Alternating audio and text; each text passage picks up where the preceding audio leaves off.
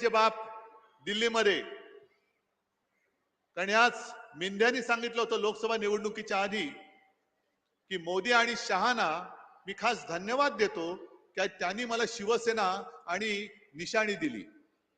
हे काम त्यांनी केलेलं आहे. आणि म्हणून आता मला असं वाटायला लागलं की गेले 2-2.5 वर्ष आपली केस तारीख पे तारीख कशी काय चालले. मग काल परवाकडे जे गणपतीमध्ये घडलं की आपले पंतप्रधान सरन्यायाधीशांच्या घरी गेले, गणपतीची आरती केली.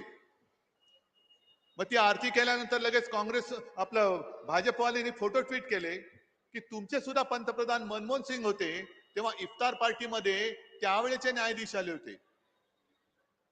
आहे आले होते. पण काँग्रेसने पुन्हा सगळे फोटो ट्विट केले, त्या पार्टीमध्ये आडवाणी सुद्धा आले होते.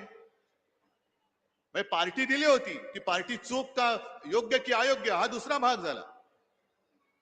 पण सगळ्यांच्या समोर पंतप्रधान आणि सरन्यायाधीश भेटणं हा एक वेगळा भाग. पण एकटे जाऊन सरन्यायाधीशांच्या घरी ते आरती करून आले. मग आम्हाला आता असं वाटायला लागलंय की म्हणून आम्हाला तारीख पे तारीख मिळते की काय.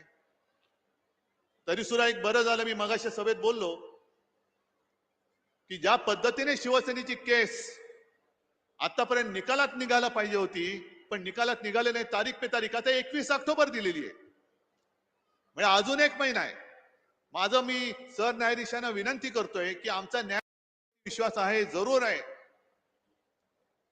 पण अशी तारीख देण्यापेक्षा एकदा तुमच्या निवृत्तीनंतरची तारीख देऊन टाका, म्हणजे तुम्ही मोकळे व्हाल आणि आम्ही मोकळे होतो. तरी बरं, एका बाबतीत मी सरन्यायाधीशांना धन्यवाद देतो की त्यांनी मोदी घरी येणार म्हणून गणपती बाप्पाला पुढची तारीख नाही दिली.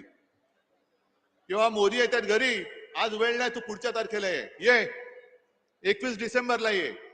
21 डिसेंबरला म्हणतील 25 जानेवारीला ये. काय चाललंय. न्यायदेवतेवरती विश्वास आहेच, पण जे लोकमान्य टिळक बोलले होते तेव्हा तर ब्रिटिश कोर्ट होतं.